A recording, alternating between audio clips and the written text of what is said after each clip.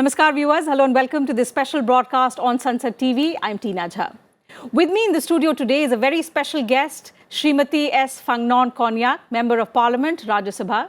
As you would be aware, she's the first woman from Nagaland to get a berth in the upper house of Parliament. She was elected unopposed to the upper house last year.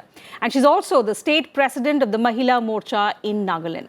So in this exclusive conversation, we'll speak to her about her journey as a parliamentarian and how she's working to increase the participation of more women in state politics.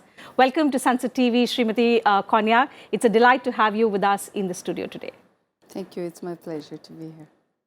And before we begin, let me extend belated birthday wishes to you. So wish you a very, very prosperous year ahead on behalf of all my colleagues at Sansad TV. And now coming to you with the first question, let's, help understand from you about how your experience has been over the last nearly 1 year. You're about to complete 1 year as a parliamentarian. You are also the first woman from Nagaland, to find a berth in the upper house. So how has the experience been over the last 1 year? Thank you very much. It's a pleasure to be here. Thank you for your belated birthday greetings. Well, the past year has been momentous because not only for me, but for the women of my state. Because since 1963, after our state got statehood, I'm the first woman in the Rajya Sabha, and I'm very grateful to the party because party has given me this platform. I belong to BJP, and BJP has given me the ticket. So because of the party, I'm here, and I'm grateful for that fact. Also, as a parliamentarian, it has been a very good learning experience. I'm still learning. Every day is a new experience, and then you get to know the amount of responsibility that the post that you're holding. The responsibility that you have is there, and it is a huge responsibility, and also it's a very, it's an opportunity and a privilege to be in this position at the highest level where you get to see policies being made which has positive impacts on the lives of the people. So yes, it has been very great. And because you're now a representative in the parliament of the people's hopes and aspirations, what is the kind of hope that you saw when you got elected unopposed and you entered Rajya Sabha? I remember the day you took oath, pictures of you in the traditional attire were all over. We all felt so proud because you were the first, woman from Nagaland. And the state holds a dubious distinction, unfortunately, of being among the only few states that has opposed women's reservation. To actually see a woman come from that state to the upper house of parliament, it was a very, very proud moment indeed. But now you've been in that position. You're also the, state president of Mahila Morcha. What are you doing to ensure that there are more and more women like you who enter politics and make a difference? Well, what we are doing now through Mahila Morcha is we are empowering women to come forward because politics is something which women participate actively. But then when it comes to actually filing nominations as a candidate, there are many factors and many women don't come forward up to that level. Of course, in electioneering process and everything, women are actively involved. But then there are certain factors which hold women back. So this time there has been a very positive trend. There are women, capable, smart women from various political parties who have filed their nominations for the coming elections because since 1963 till now, in my state legislative assembly, there has not been a single woman candidate. Our party, my party, has also fielded one woman candidate, and we are going to work for her and see that she wins.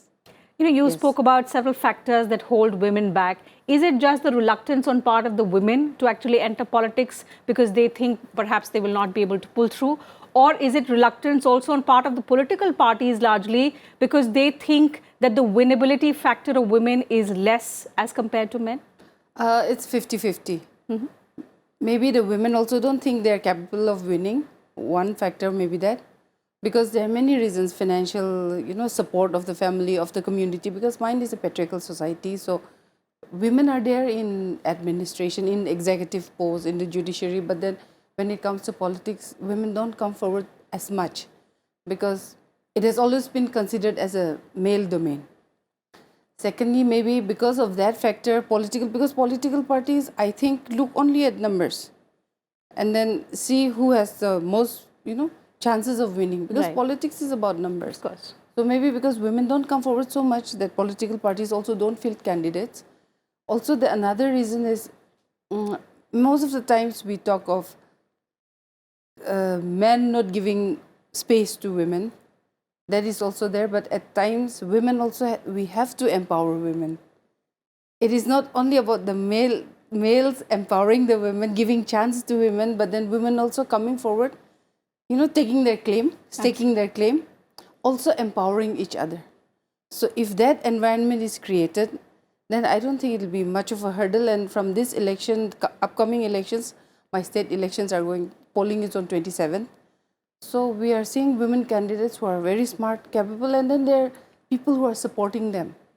So it is a very good trend that we are seeing in Nagaland. Okay, before I come to how you're empowering the others, let me ask you, how did you empower yourself? So you said it's a male domain, and clearly, I mean, politics is something across states we've seen how women are not willing to take the plunge. Things have begun to improve, but not at a pace we would expect. Yes. So how did you gather the courage to actually enter into this male-dominated political discourse? And didn't anything, all of these challenges that we've just spoken about, didn't they deter you? Actually, I was very interested in politics from a young age. And then when I entered into politics, joined a political party, I was very clear. Whatever responsibility that I had to do, I did it to the best of my ability.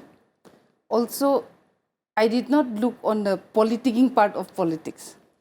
So I didn't go into lobbying, I didn't go into lobbying for this, that, but I just focused on my work. And then what I was assigned to do and what I needed to do, I didn't wait for some instructions to come. If I felt that this needs to be done, I went ahead and I did it. So that is how I did. So in my area where I was given the responsibility, I took full responsibility, initiated whatever was needed to be done, and I went ahead. And I'm very clear in my mind.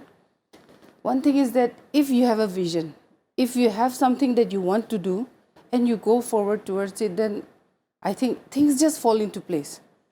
It's not that you have to really lobby, but then you have to be in, you have to let your work speak for you. I think that matters, because how long can you lobby? Because you will always have critics. There will always be critics. For example, even when I filed my nomination, there were so many critics and cynics on social media. They said commenting left, right, but then I didn't let it deter me because I wanted to be. So I came forward. So I didn't let anything deter me. And in the same way, the various reasons about being a woman, of not having that support, this support, I didn't let any of that stop me. I just focused on what I wanted to do and I went ahead. In one of your earlier interviews, I was hearing you mention money and muscle power being major factors in politics. How big are these two factors in politics in Nagaland? And did you also have to witness any of these? Because now you're a prominent figure, now you're helping the other women who want to make it big in politics to actually come up and win elections. So how often do you encounter money and muscle power in Nagaland's political discourse? Of course, it's there. Money and muscle power, it's not how often you encounter, but then it's throughout, it's there. You feel the presence. You know that it's there and it's working somewhere. But then, see, there has to come a time where you have to change. We cannot always bank on this, money and muscle power. The people in Nagaland they have realized many things. So earlier there was this strong influence of money and muscle power, but now the people have realized. So it's not only money and muscle power. You have to walk the talk. You have to show results. And that is a very positive sign that I'm seeing from the voters, from the population of Nagaland, that they are not falling for money, but then they want someone who represents them, who can work, who is committed to work for the people. So that is also there.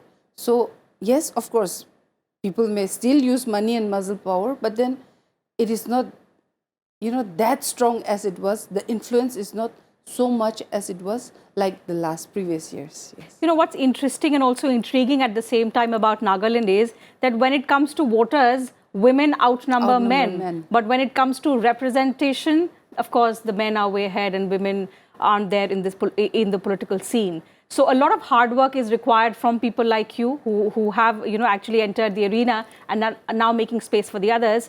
But how how do you see actually this overturning? So more women participation in politics in the upcoming elections, or is it too little time to expect that kind of a turnaround? This time, of course, we are seeing strong women candidates coming forward, and definitely from this election on, we will see more women representation, definitely. Because women have also now realized that this is not something which is an exclusive domain.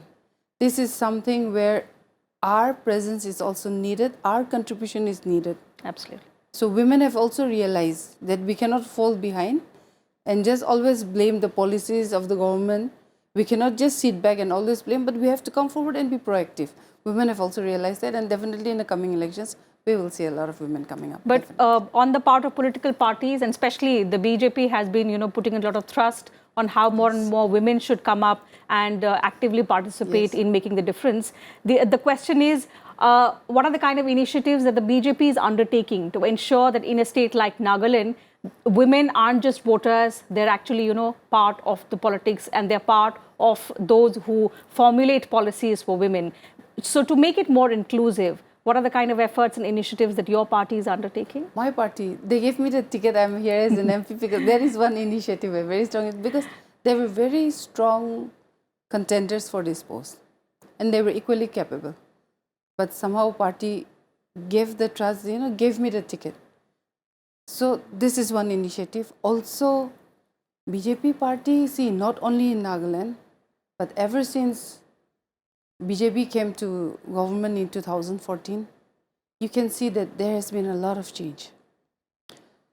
One example I can give is the sex ratio increase. 1,020 females for every 1,000 males. This is something which is not achieved overnight. Things like this take time. So, and then see, you have a prime minister who comes in and talks about cleanliness, which was unexpected. Swachh Bharat, on 2nd October 2014, he launched Swachh Bharat. So along with Swachh Bharat came individual household latrines, so many initiatives which gave dignity to women in the rural areas. So things like this, so the health, because there were many health issues created by contaminated water, many things were addressed. Beti Bachao, Beti Padhao. Because of this, it was a celebration of the girl child. So things like this, it indirectly broke down all the bias against the girl child and women. So many initiatives that the government has taken, that under Honorable Prime Minister Modi ji, there are many initiatives for women, because in the whole of, you just look at how the governments have functioned. Prior to 2014, after 2014, there is a sea of change, there's a vast change. It's the new India that we're living in, because earlier you had government, they were working, but the India we live in now is very different. There are so many schemes for women, Ujwala, Sukanya Samriti, so many things that the government is doing for women, targeted at women, to empower women. So that is why one of the reasons is, one of the results of this is that we see a lot of women coming forward. Even in politics, Modi ji has the highest number of women in his cabinet. So there are changes that everyone is very happy to see, because this is something which took a long time in coming. But after BJP came to power, this is something which has become a reality. And women all over the country are very happy, because no Prime Minister has given women so much recognition as Prime Minister Modi ji has done. So what you are indicating is that what this government has done, it's more inclusive, it's more towards empowering women, and the result is for all of us to see. But through these efforts over the years, do you think the BJP has been able to break its perception of being a party of, not working for the minorities? Because that's an allegation that keeps coming up again and again towards the BJP, that the opposition always keeps talking about, that the BJP does not do enough for the minority community. Now, coming in from a region which, of course, has a significant minority population, do you think through these development efforts, through these inclusive efforts that you just spoke about, the BJP has been able to break that perception? Definitely. Northeast region, earlier it was look is, now its act is under Modi ji. And because of that, the northeastern region has benefited so much. There is unprecedented development in northeastern states now. So you cannot say that minorities have been ignored, because in northeastern states, most of the states like have huge minority population. My state, it's like more or less fully minorities. But we have a lot of development, because see, ultimately it is what development for the people, you know, the welfare schemes, Ayushman Bharat, everything, all these are helping the people. So you cannot just say that you cannot just make a generalized statement and say that government is not taking care of minorities. We have a separate ministry, the government has a separate ministry which is doing its work. Lots of schemes, there's so many facilities being given. We have to come forward and As take you know, it. So as it a depends on the representative, states also, yes. as a representative from one of the states in the Northeast, do you think it has percolated at the ground level, so that sentiment that you are talking about it actually reflects on the ground also Yes, for the yes, party? Yes, yes. So do the people of Northeast now feel more connected to the mainstream? Because earlier they said, and because there were areas that had been neglected, so areas of connectivity, and there have been several physical infrastructure projects that have been undertaken. So through all of these programs, do they feel more connected now? Yes, earlier Delhi was very far for Northeast. It was very distant and very far. But now one thing that Modi ji's government, under his leadership, what has become is Northeast like feels emotionally integrated to mainland India, the mainstream, because we have a prime minister who visits frequently. We have union ministers every day coming to the Northeast. So much of development is happening in the Northeast. Northeast was always in the corner, but now it is coming to the forefront, especially with the look is policy, the act is policy now. Earlier it was look is, it was just looking. Now it's act is. So definitely the work is happening on ground. And Northeast, there's so much of development happening in all the states. Tripura, Meghalaya, Arunachal, Sikkim, be it Assam, Manipur. The first sports university is national sports university is coming up in Manipur. And there's so much of trust for exports, so much of GI tags are in the northeastern region, the products there, we're getting it. So all this, there's a huge potential, and then northeastern people were getting our due share of the attention and affection. Yes, now. So what more needs to be done? What are the expectations, the hopes of people of Nagaland as a representative of people's hopes of your state, and particularly women whose lives you want to transform? And because a lot of it requires the change in mindset. So there are efforts that are underway on your part, on part of your party, but in terms of fulfilling the hopes and aspirations of the people of your state? People expect good governance. And that is the hope cutting across all sections of society, women included. Everyone is hoping for good governance. Apart from being a woman parliamentarian, you're also a young parliamentarian. And the question here is, a lot of hope and aspirations ride on the shoulders of the young parliamentarians to see the kind of change we are all talking about, the transformation that Prime Minister Modi has envisioned for India. We actually have to undertake. The youngsters of the country have to drive that change. The question is, you know, it's good in a democracy and in parliament where all our elected representatives are there to raise our issues of concern.